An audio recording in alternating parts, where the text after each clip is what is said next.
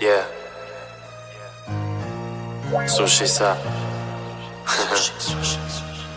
Сини свини с учители от държавното виме. Господи, как да изкарам кинти, като опитва се да уволни ме. А не ми се иска да имам проблеми, но в главата имам схеми. Парзалям ги дъщерите, свалям им, после оставям ги на син. И държавата пропита с корупция, в ръката свита, не пуска свинята си да няма арбита. Правдата е сляпа, няма пътека, пряка все дълъг път и работа не толкова сяка. Какво ли простия човек да очаква, когато изправи се пред съдията? Кляка, моли се, но не на теб, а на корумпирания човек, който взима кинти, за да вкара горкия в примки. Прокурори с власт на стинки. Виждате ли в каква държава живеем? После се чудете, що не пеем.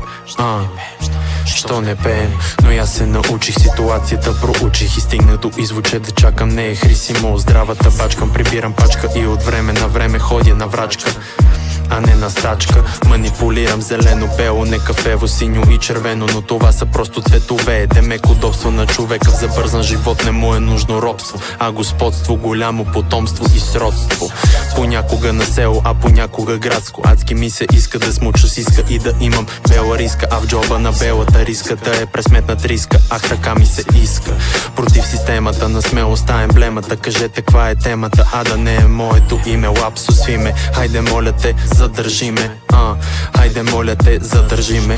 Но не ще успееш, защото ни отгоре гледа, за да не изпадна ведата на келеда, върху който ходиш. Ще трябва сред нощните птици да бродиш.